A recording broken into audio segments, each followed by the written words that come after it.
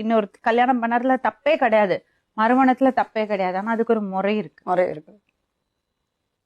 வீட்டுக்காரர் இருக்கிறப்பயும் அதே மச்சனும் கூட இருந்தவங்க தான் மேம் எல்லாமே.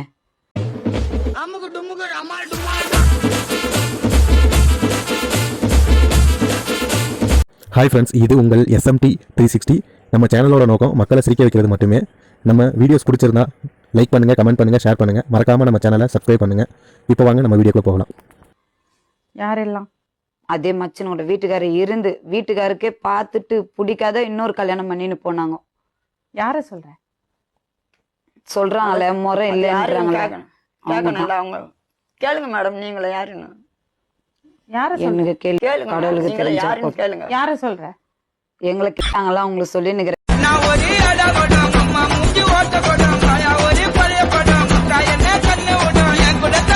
வீட்டுக்காரர் என்ன கேட்காம எதுவுமே செய்ய மாட்டாரு. சேலம் பிரியா, சோபனா, கவிதா, ரேவதி, ஜெயந்தி, பானு, பவானி, தீபா, விமலா, புரியல. சந்தியா, சிந்துஜா.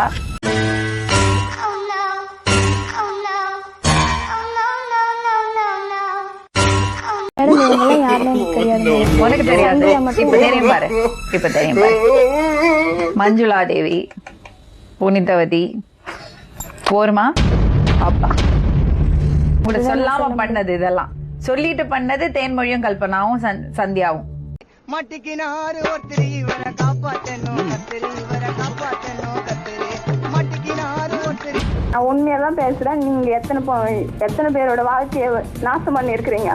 சமய அப்படி சொல்லாத சமயம், அந்த மாதிரி இல்ல சமயம். நீ என் கூட தானே இருந்த, உனக்கு தெரியாது என்ன பத்தி? தெரிஞ்சுட்டு தான் வந்திருக்கேன் இப்போ எங்க வீட்டுக்கு. தேனுமா?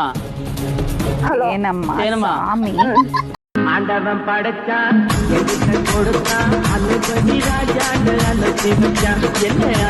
உண்மையை சொல்லு சாமி.